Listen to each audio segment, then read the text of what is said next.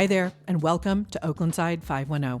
I'm Tasneem Raja, editor-in-chief of the Oaklandside, Oakland's independent, nonprofit newsroom. In today's episode, last week, federal agents arrived in the East Bay for what was expected to be a major immigration and law enforcement operation. While President Trump has called it off for now, we think the play-by-play is important, especially because of what it reveals about how Oakland and the East Bay mobilized. I'm going to walk you through everything that happened day by day, sometimes even hour by hour. I'll give you a sense of where things stand now, and I'll help you understand what we should all take away from this experience. After that, I'll catch you up on other recent reporting from the Oaklandside, including developments in Oakland's ongoing debates over police oversight, some actually good news from Oakland schools, and a longtime Lakeshore institution that's closing its doors. Let's get into it.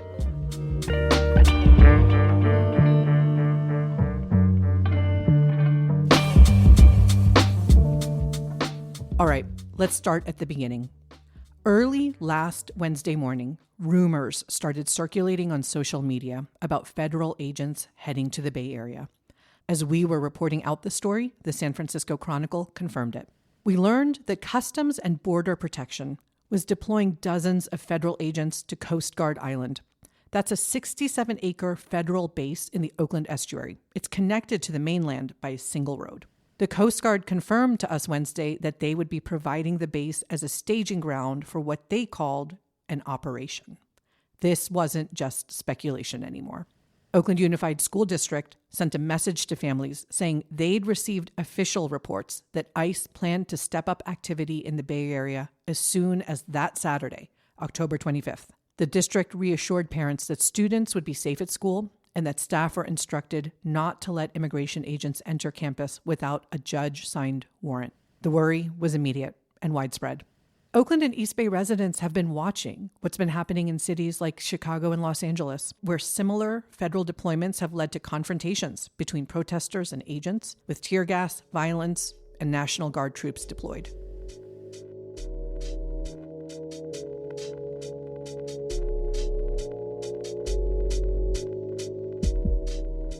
Okay, Thursday morning, agents arrive, protesters respond. Around 7:20 on Thursday, Oaklandside journalists saw a convoy of Custom and Border Protection vehicles arriving at the entrance to Coast Guard Island. And they weren't alone. Hundreds of people had already gathered at the lone entrance to the base for a faith vigil. There were vigils, marches, press conferences, and demonstrations planned throughout the day. Things got tense quickly. Federal officers used 2 flashbang grenades to push back the crowd so that a convoy of CBP vehicles could get through. At least 2 protesters were injured. One had his foot run over by an SUV, and a Customs and Border Patrol agent shot a pastor in the face with a chemical weapon. Let me say that again. A federal agent shot a pastor in the face at point-blank range with a chemical weapon. Here's what we know about that violent incident. Pastor Jorge Bautista came to the protest from the South Bay, where he's a pastor with the United Church of Christ congregation. He was standing with other clergy at the entrance to Coast Guard Island as part of a vigil organized by the Interfaith Movement for Human Integrity. That's a statewide organization that links clergy and people of faith to social justice movements. Photos we published show that Bautista appears to have been standing on city property, on the Oakland side of the blue line that marks federal land. An agent wearing camouflage, a ballistic vest, and a CBP badge crossed that blue line, stepped toward the pastor, raised a weapon that fires chemical irritants, and shot him in the face from about 5 feet away. Bautista couldn't breathe. His chin was lacerated. The caustic powder coated his face and entered his mouth. Other protesters rushed him to the hospital. The shooting raises questions that communities across the country are grappling with right now. Was this use of force justified? And if it wasn't, if this was assault, who has the power to hold a federal agent accountable? We've got a story on our site exploring this question. It's only going to become more pressing as more of these kinds of federal operations take place across the country. Okay, back to our timeline. Remember, we're still on Thursday morning. Our NOSH editor, Tovin Lappin, headed over to Fruitvale, one of Oakland's neighborhoods with the highest concentration of immigrants. He knew there was a farmer's market on that day, and you would expect a lot of people out and about on a normal Thursday. That day, he reported, the district looked festive. Colorful papel picado banners reading Amistad, Paz, and Amor hung in preparation for Dia de los Muertos. But for the hours he was reporting through the morning and afternoon, the streets were eerily quiet. Sandra Cruz, who runs the Chalateco pupusa stand, opened at 5 a.m. as usual, but her regular customers never came. In Spanish, she told Tovin, "I think we're down 70%. There's a lot of fear in the community. We heard that Saturday will be the day for raids, and people are saying, don't go out, stay home." At Fruitvale Village, where a farmer's market sets up every Thursday, only about half the usual vendors showed up. Karen, owner of Titi Pupusas, stood at her stall surrounded by empty cafe tables. She said business is down 50%. She said usually there's a line of people. Today there was no one. The only rush came around noon when students from Arise High School descended on the village for lunch. After that, it cleared out again. Vendors selling cell phone plans and hats paced back and forth or sat scrolling on their phones with no one to serve. A sign saying "Ice out of Oakland" hung in a quinceañera dress shop window.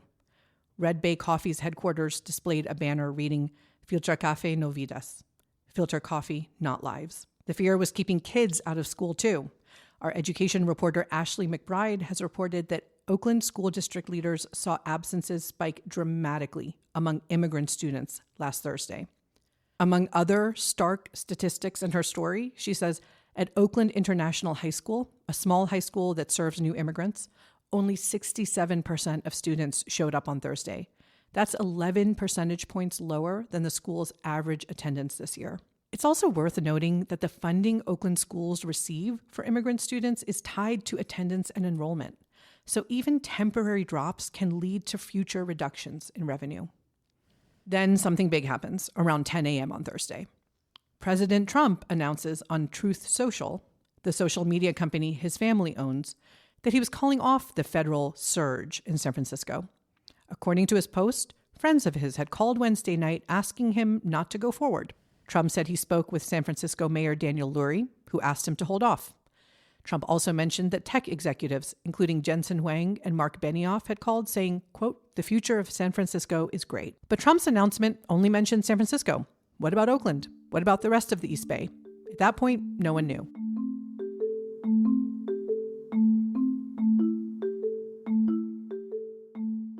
On Thursday afternoon, Oakland officials respond. Mayor Barbara Lee held a press conference at City Hall. She was candid. Quote, "I have no information we can bring to you today about the federal administration's plans." She did emphasize that Oakland remains a sanctuary city and that the city is prepared. Oakland police cannot ask about immigration status or assist in civil immigration enforcement under city law. The district attorney of Alameda County, Ursula Jones-Dixon, said her office won't provide immigration information to the federal government or coordinate with ICE. At the same time, officials cautioned protesters not to, quote, "take the bait" by committing acts of violence. Jones-Dixon said it plainly, quote, "We know that they're baiting Oakland, and that's why San Francisco is suddenly off the table. So I'm not going to be quiet about what we know is coming. We know that their expectation is that Oakland is going to do something to cause them to make us the example," end quote. On Thursday night, a shooting at Coast Guard Island. Even though Trump appeared to have called off the operation, protests continued at the entrance to Coast Guard Island, including a march that arrived there in the evening from Fruitvale Plaza. At around 10 p.m. on Thursday night, law enforcement stationed at the entrance opened fire on a vehicle that had approached the entrance with live ammunition. According to the Coast Guard, security personnel observed a vehicle driving erratically and attempting to back onto the bridge. They issued multiple verbal commands to stop, but the driver failed to comply and proceeded to put the vehicle in reverse. When the vehicle's actions posed what they described as, quote, "a direct threat to the safety of Coast Guard and security personnel," law enforcement officers shot at the truck. Videos of the shooting showed a U-Haul rental van accelerating backward towards several law enforcement officers who then opened fire with rifles. The FBI later confirmed that 2 individuals were injured in the incident, both with non-life-threatening injuries, and it has confirmed that the agency is investigating the incident. The Department of Homeland Security said the truck driver was wounded in the stomach and was being held for mental health evaluation.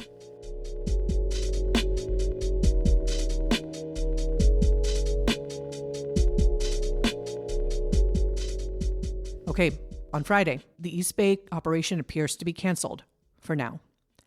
By Friday, the Alameda County Sheriff's Office confirms that the federal government's planned surge operation wouldn't happen in Oakland or the rest of the county at this time. Those last two words matter. At this time. So what does this all mean?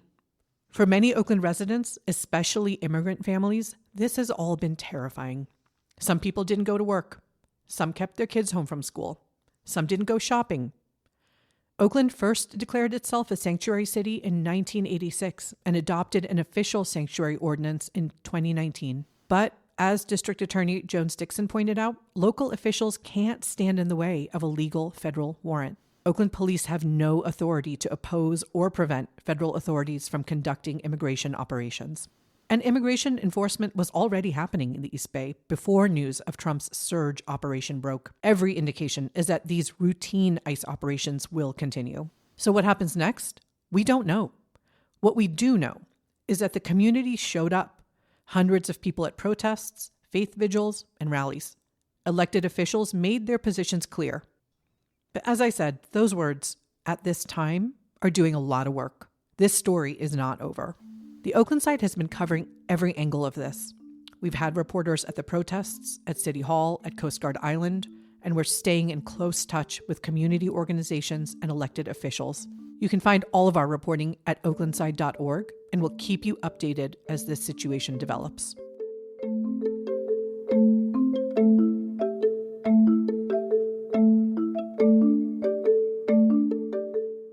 All right, let's get into some other recent reporting from our newsroom. There's more in the full stories, which we'll link to in the show notes, and you can always find at oaklandside.org. Let's start with City Hall news. Former at-large council member Rebecca Kaplan is back at Oakland City Hall, but this time as a staffer, not an elected official. Kaplan served nearly 2 decades on the council before her term ended in January. Now, just 5 months later, the city has hired her as a project manager in the city administrator's office. Her focus is illegal dumping and blight.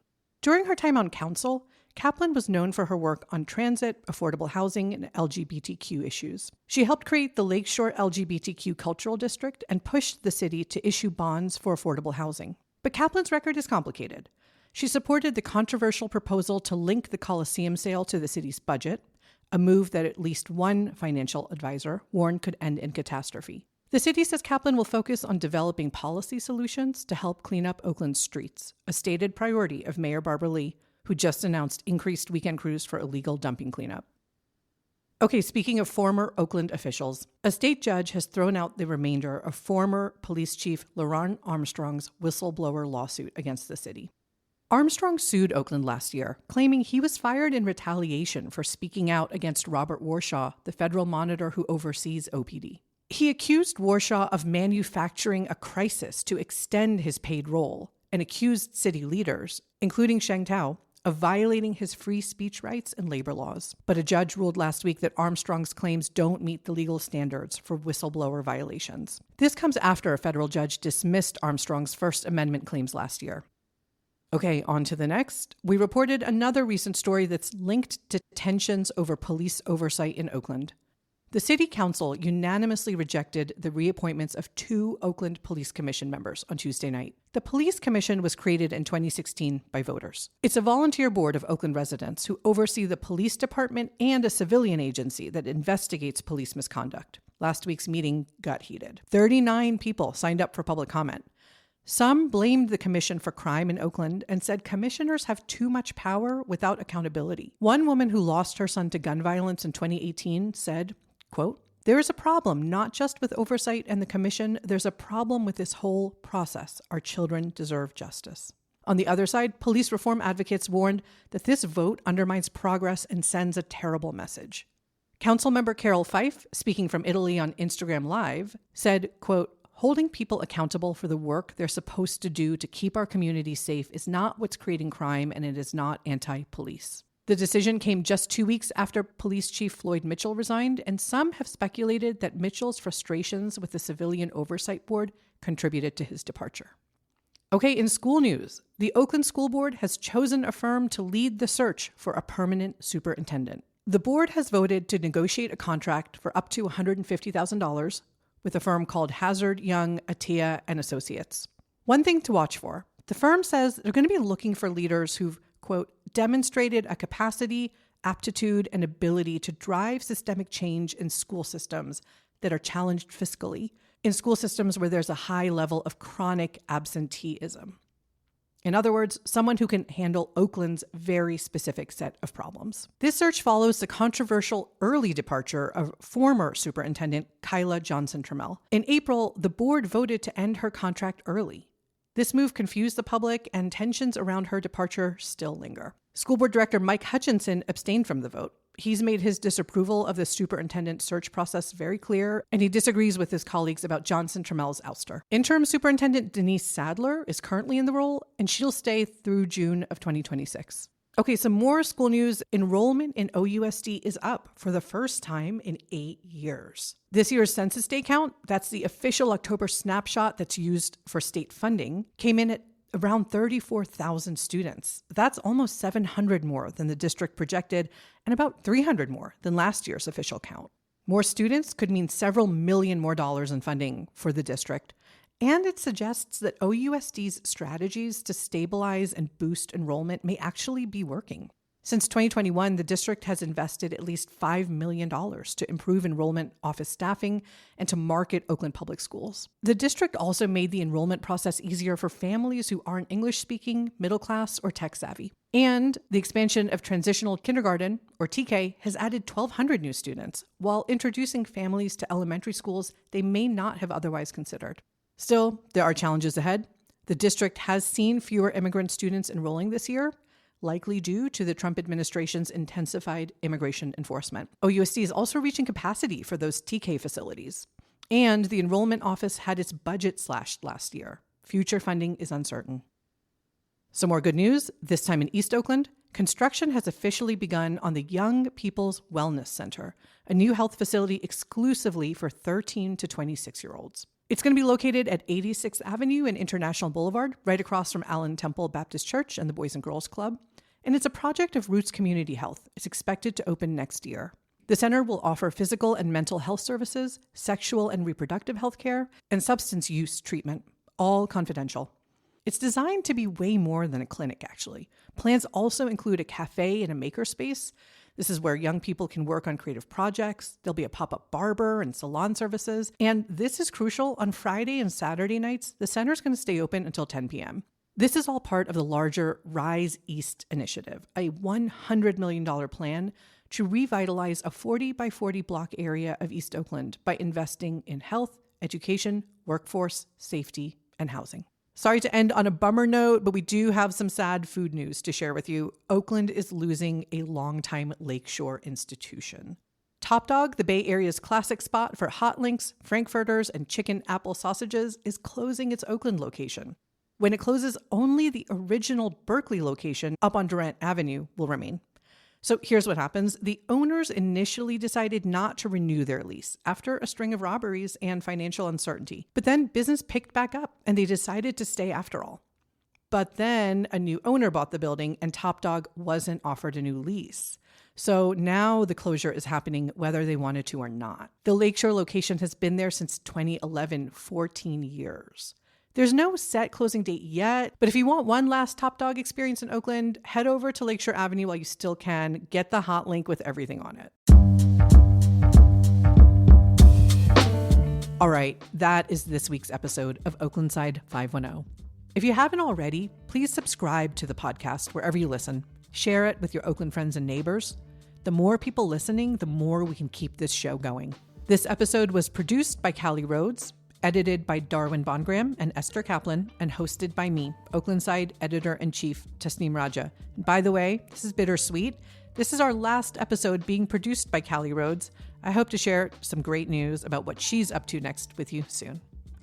On behalf of our entire newsroom, thank you for showing up for Oakland. We'll see you next week.